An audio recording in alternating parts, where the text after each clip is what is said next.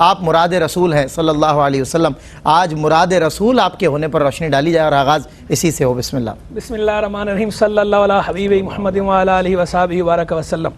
امیر المومنین غید المنافقین، مراد رسول انتخاب خدا سیدنا عمر فاروق اعظم رضی اللہ تعالیٰ عنہ کی شان کیا کہنے، ورا الورا ہے۔ باقی لوگ مرید رسول اور سیدنا عمر بھی مرید بھی ہیں، مرید ہیں وہ حضور کے جتنی اسلام مسلمان تو جتنے بھی ہیں وہ سارے کے سارے مرید رسول، وہ سارے کے سارے مرید رسول۔ پیر کامل وہی ہے، پیر کامل اور بھی پیر کامل ہیں، لیکن ان کی عطا سے، ان کی عطا سے سارے پیروں کے پیر، سارے میروں کے میر، سارے دستگیروں کے مرشد اعظم علی الاطلاق وہ ہادی اعظم سیدنا و مولانا رسول اللہ صلی اللہ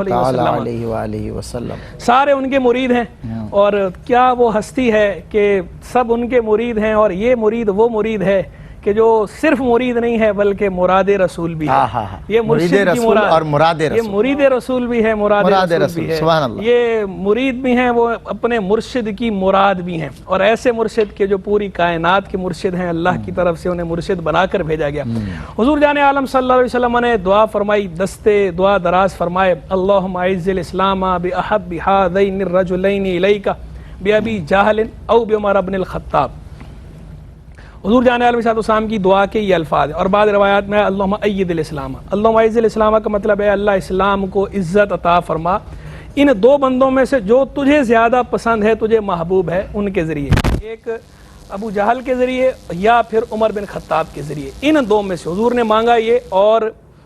بال جو ہے وہ ادھر اس ڈی میں چھوڑ دی، کہا اللہ کے سپرد کیا کہ یا اللہ ان دو میں سے جو تجھے پسند ہے، جو تجھے پسند۔ اسی لیے میں نے شروع میں لفظ استعمال کیا تھا مراد رسول انتخاب خدا، یہاں بھی مراد رسول ہے انتخاب خدا، یہ مشورہ اللہ سے، یعنی یہاں بھی معاملہ وہ ایک طرح سے استخارے کی، بالکل استخارے کیفیت، اور جو چاہے اور دعا، اور دوسرا یہ بھی کہ واضح ہو جائے امت پہ عمر کی شان بھی واضح ہو جائے کہ میں تو مانگ ہی رہا ہوں لیکن خدا کی طرف سے بھی چنیدہ یہی ہے۔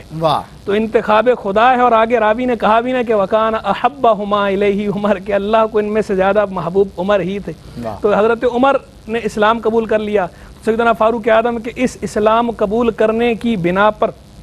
ان کو مراد رسول قرار دیا گیا، کیونکہ ان کے اس اسلام قبول کرنے کے پیچھے بنیادی ایلیمنٹ حضور جان عالم علیہ السلام کی یہ دعا بنی، اس لیے آپ کو مراد رسول کہا گیا۔ اور مراد رسول حضرت عمر کیوں نہ ہوں، سیدنا فاروق اعظم کے مراد رسول ہونا،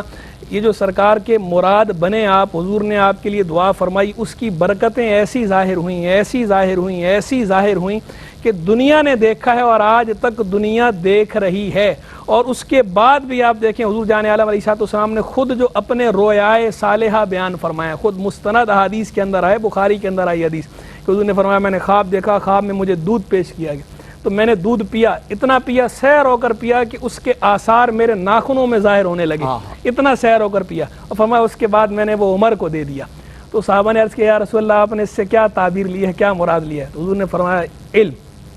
حضور نے فرمایا علم، یعنی اس سے علم کی آپ نے تعبیر لی کہ مجھے اتنا علم عطا کیا گیا کہ وہ سارا میرے اندر بھر گیا، اور جو بچا وہ میں نے کس کو دیا؟ عمر۔ تو عمر کا عالم ہونا بھی اس سے پتہ چلتا ہے کہ ان کے علم و فضل کا عالم کیا ہے، یہ خود حدیث سے صحیح بخاری کے خود رسول اللہ، خود سیدنا رسول اللہ علیہ السلام، دوسری حدیث وہ بھی صحیح بخاری کی،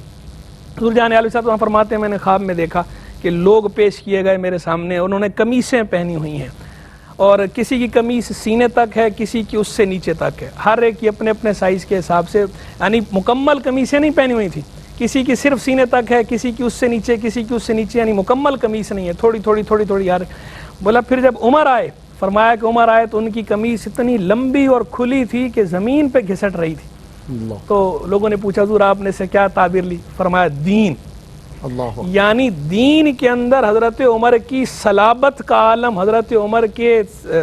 پختہ ہونے کا، محکم ہونے کا عالم ایسا ہے کہ حضور جان عالم علیہ السلام اس پہ اس طرح سٹیمپ لگا رہے ہیں، اللہ کی طرف سے انہیں وہ خواب، نبی کا خواب ہے، وہی ہے، من جانب اللہ ہے، من جانب اللہ ان کو دکھایا جا رہا ہے، اور حضور اس کی مراد، خواب کی مراد بھی بیان کر رہے ہیں، وہ بیداری میں بھی مراد رسول ہیں، خواب میں بھی مراد رسول۔ اور سیدنا فاروق اعظم کے بارے میں مجھے ابھی بیٹھے بیٹھے میرے ذہن میں یہ بات آ رہی تھی، ابھی جب شروع ہوا پروگرام تو میرے دل میں آیا کہ سیدنا فاروق اعظم کے لیے کوئی شعر پڑھوں،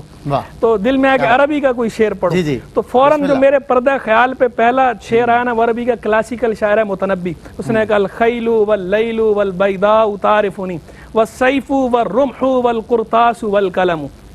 گھوڑے بھی مجھے جانتے ہیں، رات بھی مجھے جانتی ہے، صحرا بھی مجھے جانتے ہیں، تلواریں بھی مجھے جانتی ہیں، نیزے بھی مجھے جانتے ہیں، اور کاغذ بھی مجھے جانتا ہے، قلم بھی مجھے جانتے ہیں. یہ متنبی کے شعروں میں سے سب سے عمدہ شعر اس کو قرار دیا جاتا ہے. اور مجھے اس سے فوراً خیال سیدنا فاروق اعظم کا آ رہا کہ وہ فرما رہے ہیں کہ میدان جنگ ہو یا میدان علم ہو، شاہ سوار تمہار ہی ہیں. الخیل واللیل والبیضاء طارف والسیف والرمح والقرطاس والقلم. خوبصورت کلا آپ نے شعر پڑھا، اور اس کا مصداق بھی حضرت عمر سے بڑھ کے کون ہوگا کہ مجھے گھوڑے بھی جانتے ہیں، مجھے جو ہے وہ صحرا بھی جانتے ہیں، راتیں بھی جانتی ہیں، راتیں بھی تلواریں بھی جانتی ہیں، نیزے بھی جانتی ہیں، کیونکہ رات میں گلیوں میں ظاہر آپ کا جو ایک مانیٹرنگ سیل نہیں بنا ہے بلکہ خود مانیٹر کیا آپ نے، اور جگہ جگہ جا کر پوری مطلب راتوں میں بھی دھیان دیا اپنی رعایا پر، دن میں بھی دھیان دیا، ہر وقت فکر مند رہے. یہاں تک کہ مرتے وقت کی وہ بات جو ہم نے اولن پروگرام میں کہی تھی کہ جب آپ نے فرمایا کہ جب میں پردہ فرما جاؤں، جب میرا وصال ہو جائے تو میرا قرض اس انداز میں بنو سعدی، پھر آپ نے بنو قریش اور کہا پھر کسی کو زحمت نہ دینا. وقت کا حاکم یہ کہہ رہا ہے کہ شاید میں مقروض مروں کیونکہ میرے پاس کچھ نہیں. تو ایسے آج کل کے حکمرانوں کو اگر تصور میں لائیں تو پھر اللہ اکبر. وقفے کے بعد ہوتی ہے ملاقات.